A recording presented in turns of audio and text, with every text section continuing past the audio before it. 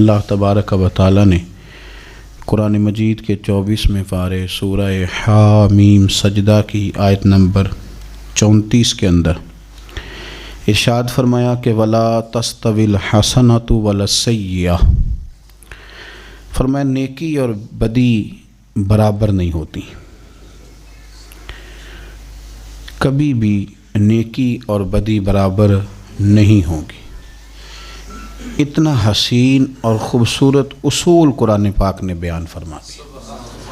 فرمایا نیکی ہمیشہ نیکی رہے گی اور بدی ہمیشہ بدی رہے گی۔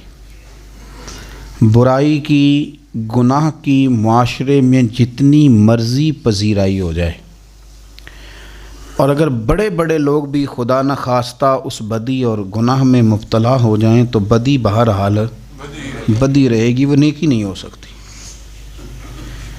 بڑے بڑے پرسنالٹیز اور بڑے بڑے لوگ بھی اگر کسی گناہ میں ابتلا کا شکار ہو جائیں تو گناہ بہرحال گناہ ہے۔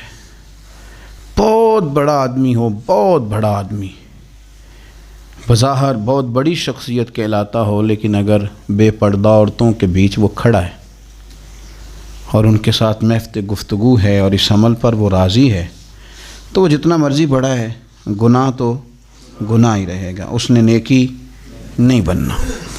بڑی شخصیت اس ابتلا میں مبتلا ہو یا برائی کی بہت زیادہ پذیرائی ہو، لوگ برائی کو بہت زیادہ اہمیت دینے لگ جائیں تو پھر بھی وہ اچھائی نہیں بنتی۔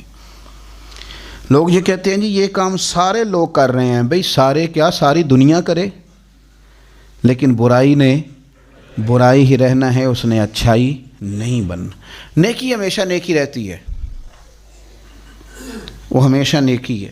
کوئی بندہ اس بات کو اہمیت نہ دے کہ گلی سے روڑا اٹھانا چاہیے، نہ لوگ اس کو اہمیت دیں، نہ کوئی بڑا کام سمجھیں، لیکن میرے نبی پاک علیہ السلام نے فرمایا یہ نیکی ہے تو یہ نیکی رہے گی، نہ لوگ توجہ کریں۔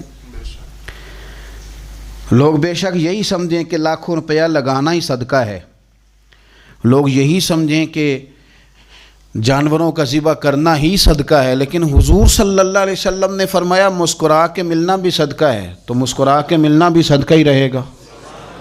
نہ لوگ اس پر توجہ دیں، رویوں کو تلخ رکھیں اور جیبوں کو کھلا رکھیں، تو چونکہ مسکرا کے ملنا خیر ہے تو لوگوں کے چھوٹا سمجھنے سے اس خیر نے کوئی ختم نہیں ہو جانا، خیر تو خیر ہی رہتی ہے، شر ہمیشہ شر رہتا ہے۔ تو یاد رکھیں کہ نیکی اور بدی کبھی برابر نہیں ہوتی، خیر کا کام ہمیشہ خیر کا کام رہتا ہے، برائی کا کام ہمیشہ برائی۔ اور پھر ایک اور بات بھی، برائی پر لیبل جتنا مرضی اچھا لگا لیا جائے، پیپر جتنا مرضی اچھا چڑھا لیا جائے، برائی کی وضاحت کرنے والے جتنی مرضی اچھی وضاحت کریں، لیکن اس کے باوجود بھی برائی ہمیشہ برائی رہے گی، وہ کبھی نیکی نہیں بن سکتی۔ یہ یاد رکھ لیں، اس کو سمجھ لیں۔ ہمارے ہاں یہ ہوتا ہے کہ برائیوں کا دفاع کرنے والے بڑا بڑا تگڑا دفاع کرتے ہیں اور بڑا بڑا زبردست وہ اس کی وضاحت پیش کرتے ہیں اور بڑے دلائل کے ساتھ اسے مزین کرتے ہیں، برائی پر بڑا میک اپ کرتے ہیں، پر برائی نے رہنا برائی ہے، وہ اچھائی بن سکتی نہیں۔ اور نیکی کے کام کو جتنا مرضی دبا لیا جائے، معاذ اللہ جتنا مرضی کہہ لیا جائے کہ یہ پرانی باتیں، جتنا مرضی کہا جائے کہ یہ پرانا رواج ہے، جتنا مرضی کہا جائے کہ حالات بدل گئے ہیں، پر نیکی نے بہرحال نیکی رہنا ہے۔ قرآن نے اصول بیان کر دی، فرمایا وَلَا تَسْتَوِي الْحَسَنَةُ وَلَا السَّيِّئَةُ، نیکی اور بدی کبھی برابر نہیں کی جائیں گی، نیکی نیکی رہے گی، بدی بدی رہے گی، یہ سمجھ لیں اچھے طریقے سے۔ پھر ارشاد فرمایا اسی آیہ مقدسہ میں، فرمایا ادفع باللتی ہی احسن، اس طرح کرو کہ برائی کو جب بدلنا ہو تو اسے اچھائی کے ساتھ بدل دو۔ ادفع باللتی ہی احسن، برائی کو اچھائی کے ساتھ بدل دو، برائی کو برائی کے ساتھ نہ بدلنا۔ فائدہ تمہیں یہ ہوگا کہ فَإِذَا الَّذِي بَيْنَكَ وَبَيْنَهُ عَدَاوَةٌ، وہ آدمی جس کے اور تمہارے بیچ بہت گہری عداوت بھی ہوگی، جن لوگوں کے بیچ اور تمہارے بیچ اگر عداوت ہوگی اور تم نے ان کی برائی کو اچھائی سے بدل دیا تو ملے گا کیا، کأنہ ولی حمیم، وہ جس کے اور تمہارے بیچ گہری عداوت تھی نا، اب تمہاری اور اس کے درمیان گہری دوستی ہو جائے گی. ولی حمیم، وہ تمہارا گہرا دوست بن جائے گا.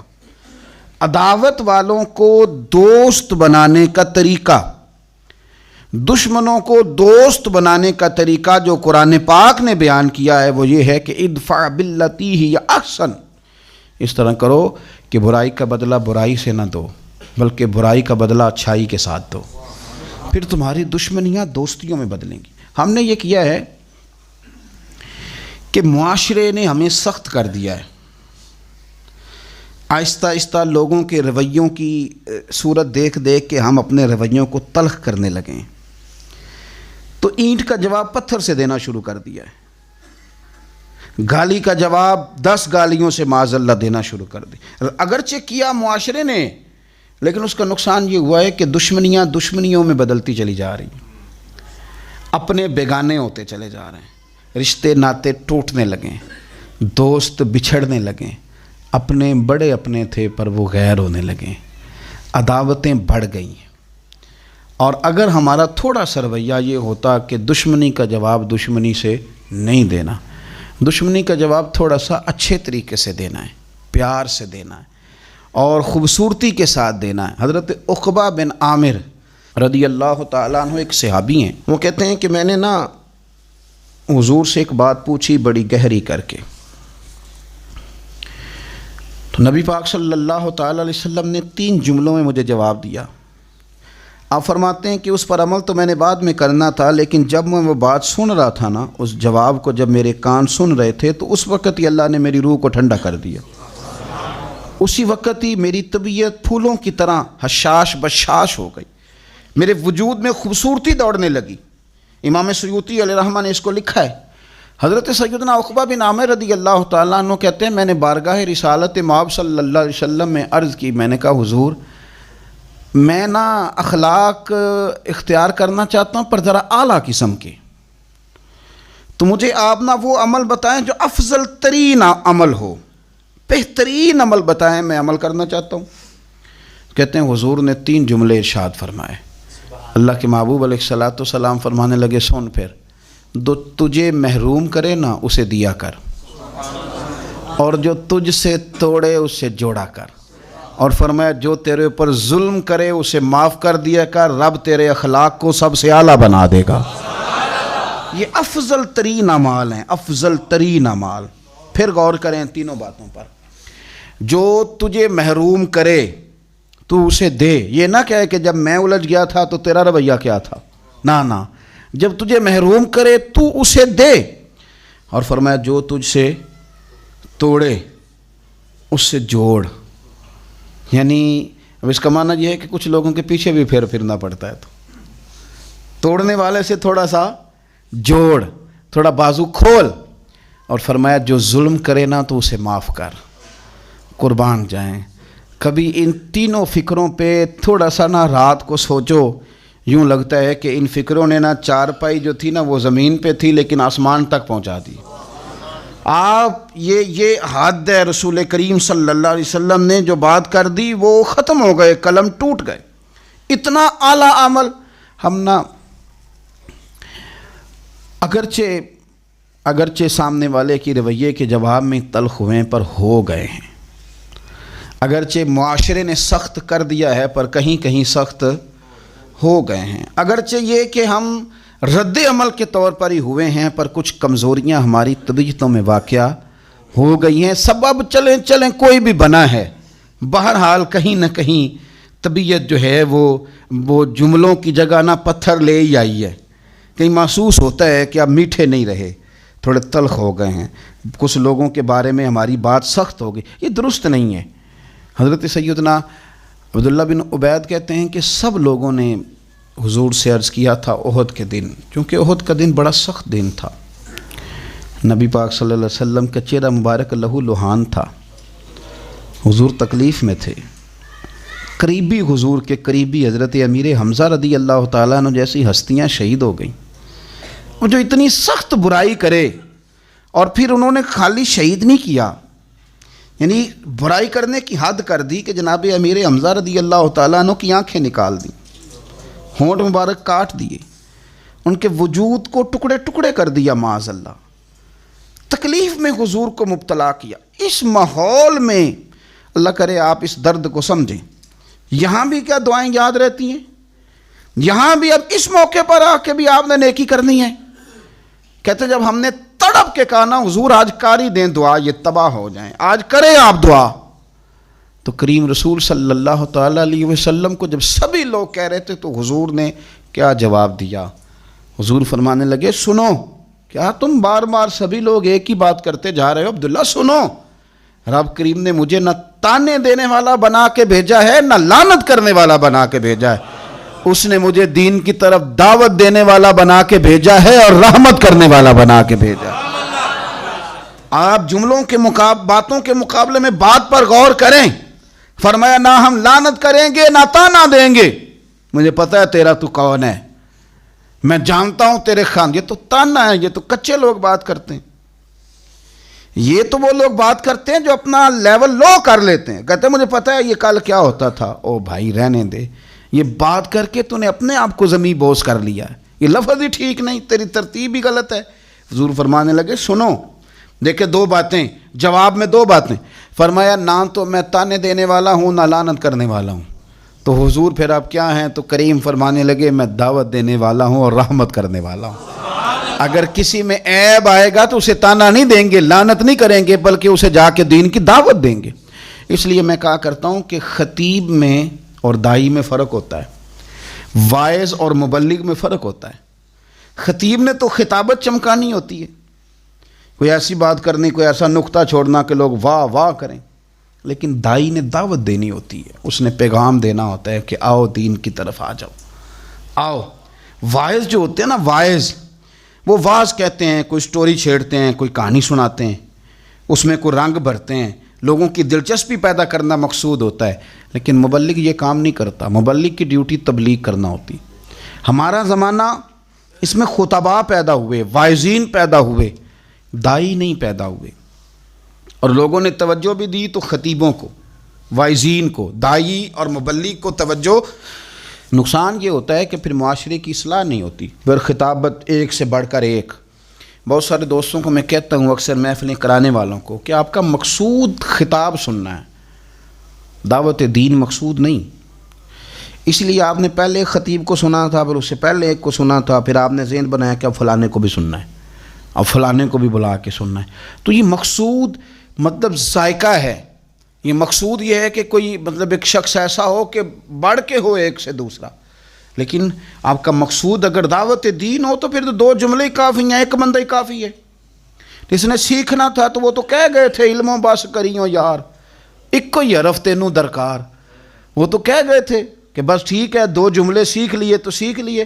تو میرے عزیز آپ کبھی بھی کسی شخص کی برائی کا بدلہ برائی کے ساتھ نہ دیں، ورنہ آپ کو محسوس ہوگا کہ میرا دل سخت ہو گیا ہے، میں کڑن میں آ گیا ہوں۔ آپ ہر وقت نہ پھر لوگوں کے عیب بیان، لوگ اس طرح کے ہیں، لوگ اس طرح کے ہیں، فلانا یہ کہتا ہے، دیکھو آج اس فلانے نے یہ کہہ دیا، پھر آپ کی طبیعت لوگوں کے ہر وقت عیب ڈھونڈے گی، بیان کرے گی۔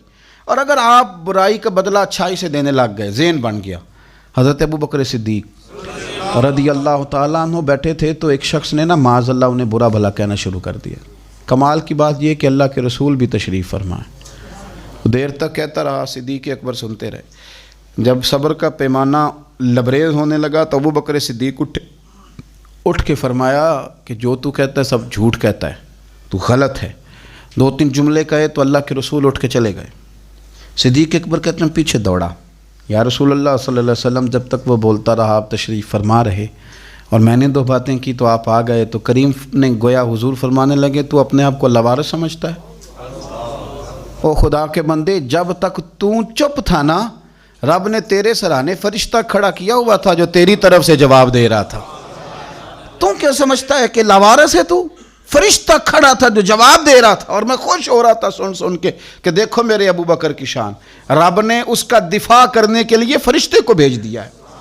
لیکن جب تو خود بولا ہے نا تو فرشتہ چلا گیا، شیطان آ گیا لڑائی چمکانے کے لیے اور بلتی پہ تیل ڈالنے کے لیے، تو چونکہ فرشتہ چلا گیا تو میں بھی آ گیا۔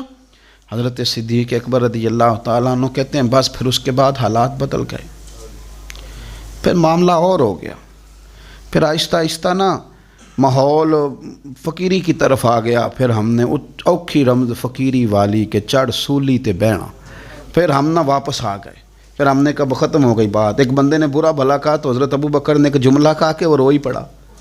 اس کے بعد ایک نے برا بھلا کہا تو حضرت صدیق اکبر کہنے لگے اگر تو واقعی سچا ہے نا، جو تو عیب میرے بیان کر رہا ہے وہ میرے اندر ہیں، بات پہ غور کرنا۔ آئے ہائے، کہنے لگے اگر تو واقعی سچا ہے تو پھر اللہ مجھے معاف کر دے، اور اگر تو جھوٹا ہے تو میں دعا کرتا ہوں رب تجھے معاف کر دے۔ وہ شخص کہتا ہے ابو بکر نے تو رلا ہی دیا، تڑپا ہی دیا۔ میں قریب گیا، میں نے کہا نہیں حضور میں جھوٹا ہوں، دعا کریں رب مجھے ہی معاف کر دے۔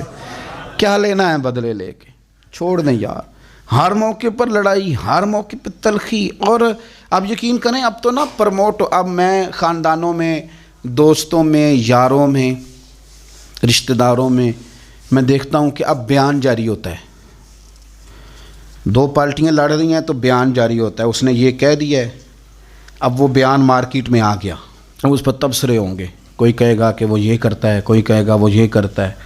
میں دیہات میں یہ دیکھتا تھا کہ جب خاوند اپنی بیوی کو مار رہا ہوتا تھا نا تو اماں چھڑانے کے لیے پتہ کیا کہتی تھی، اس کہتی ہے بیٹا تجھے تو پتہ ہی نہیں، تو تے صرف آج سنیا نا، شروع تو انج کر دی، چھڑ دے میرا پتر انہیں نہیں ٹھیک ہونا۔ تو یہ جو آپ نے اماں نے کہا ہے نا، یہ چھڑانے کے لیے نہیں کہا، یہ تو بات بڑھانے کے لیے کہا۔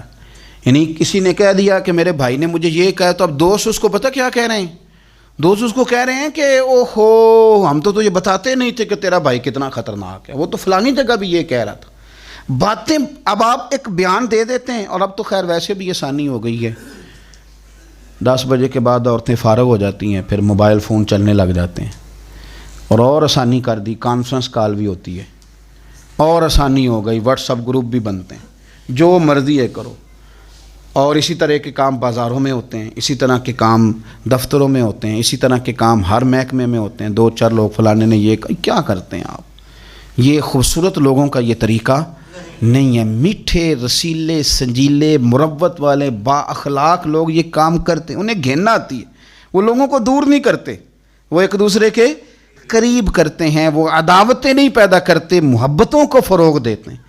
حضور صلی اللہ علیہ وسلم نے فرمایا میرا مومن الفت والا ہوتا ہے، الفت والا، میرا مومن ہوتا ہی پیار والا ہے، اور فرمایا اس میں کوئی خیر نہیں جو نہ پیار کرے نہ اسے کیا جائے۔ یہ مشکات کے لفظ ہیں، میرے مومن سے تو لوگ پیار کرتے ہیں اور میرا مومن لوگوں سے پیار کرتا ہے۔ محبت کو فروغ دیں، آپ کوشش کریں کہ آپ کے ساتھ کسی نے شر کیا تو جواب میں آپ شر۔ حضرت سیدنا طفیل بن عمر دوسی رضی اللہ تعالیٰ عنہ کہتے ہیں میں نے کلمہ پڑھا تو میرے کریم محبوب علیہ السلام فرمانے لگے جا کے نا قبیلے میں بھی دین کی دعوت دے۔ فرماتے ہیں میں نے پیغام دین دیا اور سارے قبیلے میں دیا، کوئی ایک دروازہ بھی رہا نہیں جہاں میں نے پیغام نہ دیا، لیکن ایک بندے نے بھی میری بات قبول نہیں کی، میں تلخ ہو گیا، اتنی دیر ہو گئی بات کرتے، ایک بھی نہیں سنتا یار۔ حالانکہ جو دعوت دینے والا ہوتا ہے اس کے ذمہ اذان پڑھنا ہوتا ہے، بندوق کے زور پر لوگوں کو مسجد میں لانے کی ڈیوٹی نہیں ہے۔ اذان پڑھیں، صحیح کر کے پڑھیں، خودی کا سر نہاں لا الہ الا اللہ، خودی کا تیغ فساں لا الہ الا اللہ۔ اور اگرچہ بت ہیں جماعت کی آستینوں میں، پر مجھے ہے حکم اذان لا الہ الا۔ آپ ذمہ داری پوری کریں۔ یہ کس نے کہا ہے کہ آپ نے بندوق کے زور پہ لوگوں کو مسجد میں لانا؟ اذان پڑھنا ڈیوٹی ہے، وہ وقت پہ دیں۔ حضرت طفیل بن عمر دوسی رضی اللہ تعالیٰ عنہ فرماتے ہیں کہ میں نے ایک ایک بندے کو پیغام دیا درد کے ساتھ، ایک نے بھی نہ مانی۔ میں واپس مدینہ منورہ لوٹ کر گیا، میں نے کہا یا رسول اللہ صلی اللہ علیہ وسلم میرے قبیلہ دوست کے لیے دعا کریں، یہ سارا تباہ ہو جائے،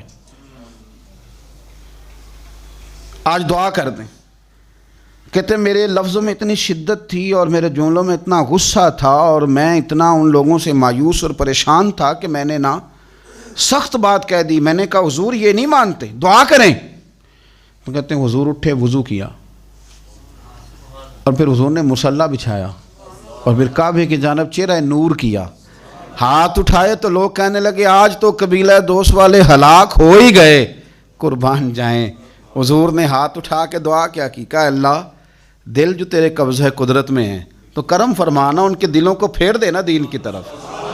اور میری بارگاہ کی طرف پہنچا دے نا دل جو تیرے پاس ہیں. مقلب القلوب ہے نا تو کرم نوازی فرما. حضرت سیدنا طفیل بن عمر دوسی کہتے ہیں حضور نے دعا کر دی, نہ میں بول سکتا تھا نہ کوئی اور, میں قبیلے گیا پر لوگوں قربان جاؤں میں اپنے قبیلے بعد میں پہنچا, حضور کی دعا کا اثر میرے قبیلے پہلے پہنچ گیا, کریم کی دعائیں وہاں پہلے پہنچ گئیں. فرماتے ہیں پہلے میں بات کرتا تھا تو کوئی سنتا نہیں تھا, اب میں پہنچا تو اللہ نے ماحول بنا دیا. 1 2 3 4 لوگ نہیں, 70 خاندان 70 گھرانے میرے قبیلے کے کلمہ پڑھ کے مسلمان ہوئے اور رسول کریم کی بارگاہ میں حاضر ہوئے. تھوڑا سا موقع دیں. اگر آپ برائی کا جواب فوری طور پر برائی سے دیں گے, یعنی میں پوچھ نہیں لینا, میں کر نہیں لینی گل, یعنی ایڈی جرت ہے کسے دی, واہ جی واہ. مثلا کیا کر لیں گے, رسول کریم صلی اللہ علیہ وسلم نے ہمیں جو حکم دیا اور ہماری جو حضور نے توجہ فرمائی تو اس امر کی طرف فرمائی کہ اگر تم اسی طرح کرو گے نا کہ برائی کا بدلہ برائی کے ساتھ. ایک بڑی عجیب بات, صوفیاء جو ہوتے تھے نا ان کی تربیت اس طرح ہوتی تھی کہ جس طرح کسی نے گھول کے پلا دیا. وہ نبی پاک صلی اللہ علیہ وسلم کے کال کے بھی وارث تھے اور حضور کے حال کے بھی وارث تھے, تو وہ جو بات کرتے تھے لگتا تھا گھول کے پلا. حضرت خواجہ نظام الدین محبوب الہی رحمۃ اللہ علیہ کا مرید حاضر خدمت ہوا اور اس کے لفظوں میں جملوں میں بڑی تلخی, کہنے لگا حضور بڑی ہو گئی درویشی اور بڑا ہو گیا درگزر, اب جو میرے رستے میں کانٹے بچھائے گا میں بھی اس کے رستے میں بچھاؤں گا. اب معافی بھول جائیں لوگ کہ کسی کو معافی ملے گی, اب جو اینٹ پھینکے گا پتھر میں جواب ملے گا. اب دیکھنا ایک کی 10 سننی پڑیں گی, گنبد کی صدا ہے, جیسی کوئی کہے گا ویسی سنے گا. خواجہ نظام الدین صاحب کے سامنے بڑی تلخی کر رہا ہے تو خواجہ صاحب نے تھپکی دی, پھر ماتھا چوما, پھر 2-3 کھجوریں کھلائیں. فرمانے لگے پتر آدھے رستے پہ تو نے کانٹے بچھا دیے, آدھے پہ اس نے بچھا دیے, تو سڑک تو ساری کانٹوں سے بھر گئی, تو تم دونوں کی لڑائی میں کئی راہ گیروں کے بھی پیر زخمی ہو جائیں گے. تو یار یہ طریقہ ٹھیک تو نہیں نا. اچا نام رکھایا جس نے او چولہے وچ سڑیا, نیواں ہو کے لنگ محمد لنگ جاویں گاڑیا. تو یہ تو نے کیا مطلب پہ کیا میں نے بھی کانٹے بچھانے ہیں؟ تو سن میرا پتر, تو نظام الدین کا مرید ہے, تیری ڈیوٹی کانٹے بچھانے کی نہیں, تیری اٹھانے کی ہے. اور سن, کانٹے اٹھاتے اٹھاتے کبھی ہاتھ زخمی ہو جاتے ہیں, کبھی خون نکل آتا ہے, کبھی کبھی نا وہ چبھ جاتے ہیں اور پتہ بھی نہیں چلتا ماس میں کب گھس گئے گوشت میں اور کب تکلیف شروع کر دیں. پتر گھبرانا نا. وہ شخص کہتا ہے حضرت تو پردہ کر گئے, زمانہ بیت گیا, بال کالے تھے سفید ہو گئے, کمر سیدھی تھی ٹیڑھی ہو گئی. لوگ کہنے لگے بابا کبھی غصہ نہیں آیا؟ کہ نہیں آتا, اس لیے کہ جانے والا کہہ گیا تھا کانٹا بچھانا نہیں کانٹا اٹھانا ہے, تو بس ہم نے وفا کر کے گزار دی, آئے نہیں کبھی غصہ. ہمارے صوفیاء نے ایک پہلو اور بیان کیا ہے, وہ فرماتے ہیں کہ اگر ہماری اپنی اوقات پر نظر رہے نا, اپنے گناہوں کا احساس رہے, تو پھر انسان نا برائی کا جواب برائی سے نہیں دیتا, پھر وہ برائی کا جواب اچھائی سے دیتا ہے. ہماری نظر نا اپنی غلطیوں پہ کبھی ہوئی نہیں, ہمیں نظر آتی ہیں ساری زندگی سامنے والے کی کمزوریاں, اور ہم جب بھی سچ بولتے ہیں سامنے والے کے بارے میں بولتے ہیں, اپنے بارے میں کبھی سچ نہیں بولتے. اپنے بارے میں نا ہم حکمت والی باتیں کرتے ہیں, پردہ پوشی والی باتیں کرتے ہیں. اس کا نقصان یہ ہوتا ہے کہ پھر ہم نہ تلخ ہو جاتے ہیں, ہم کچھ بن کے بیٹھ جاتے ہیں. ہم سمجھتے ہیں کہ میں قبلہ ہوں, حضرت صاحب ہوں, سیٹھ صاحب ہوں, بزرگ ہوں, سیانہ ہوں, مچور ہوں, علاقے کا برادری کا بڑا ہوں, میں زیرک آدمی ہوں, میرا کوئی کچھ, میں کچھ ہوں. پھر ہم معاف نہیں کرتے, پھر تھوڑا کام خراب ہو جاتا ہے, پھر برائی کا جواب برائی سے دینے لگتے ہیں. حضرت ابراہیم بن ادم رحمۃ اللہ علیہ مریدوں کے ساتھ گزر رہے تھے, ایک مکان کے قریب سے گزرے تو چھت سے نا ایک شخص نے خاک پھینکی, جلی ہوئی کسی چیز کی خاک ہوتی ہے, پنجابی جسا آخید ہے, خاک پھینکی تو چہرہ انور بھی کالا ہو گیا, داڑھی کپڑے سفید تھے, سارے خاک آلود ہو گئے, بڑی بری حالت ہوئی. تو حضرت والا سے لوگوں نے کہا, مرید دوڑے کہ حضور اس کو ماریں گے. تو شیخ نے بلا لیا, رو پڑے, میں کچھ بھی نہیں کہنا ان کو. حضور ہمارے عالم کو, درویش کو, بزرگ کو, مرشد کو یہ کہا کچھ نہیں کہنا. حضرت ابراہیم بن ادم روئے, فرمانے لگے بیٹا تمہیں نہیں پتہ میں کتنا گناہگار ہوں؟ پتر میں تو اس قابل تھا کہ میرے اوپر آگ پھینکی جائے، آگ پھینکی جائے، جلا دیا جاؤں، تو شکر ہے کہ ابھی اس نے خاک پھینکی ہے، لہٰذا تم نہیں جانتے، بالکل میں جو انہوں نے میرے ساتھ کیا میں اس سے زیادہ کا مستحق، مہربانی کرو انہیں کچھ نہیں کہنا، تمہیں نہیں پتہ کہ میرے معاملات کیا ہیں۔ بھائی جب آپ اس جگہ آ جاتے ہیں نا کہ آپ کو کبھی کوئی اپنی بھی غلطی نظر آتی ہے، پھر تھوڑا انسان آسان ہو جاتا ہے۔ ہم جب بات کر رہے ہوتے ہیں، جب بول رہے ہوتے ہیں تو یوں ہوتا ہے کہ دنیا میں ایک ہی بندہ نیک بچا ہے، وہ میں ہوں جو بول رہا ہوں، اس سے زیادہ نہیں۔ اس طرح نہ کریں، واپس لوٹیں۔ اگر آپ زندگی میں ہمیشہ برائی کا بدلہ برائی کے ساتھ دیں گے تو معاشرہ کانٹوں سے بھر جائے گا، حالات اس طرح کے ہو جائیں گے کہ لوگ ایک دوسرے کو کاٹ کھانے کو دوڑیں گے۔ اور اگر آپ کو یہ نصیب ہو جائے کہ نہیں، ہمیں قرآن نے کہا ہے کہ ادفع باللتی ہی احسن، کہ ہم نے برائی کا بدلہ اچھائی کے ساتھ دینا ہے، پھر جو عداوتیں ہیں وہ محبتوں میں ڈھل جائیں گی۔ دعا یہ ہے اللہ تبارک و تعالی ہمارے لیے عمل کا رستہ آسان فرمائے۔ آخر دعوانا ان الحمد للہ رب العالمین۔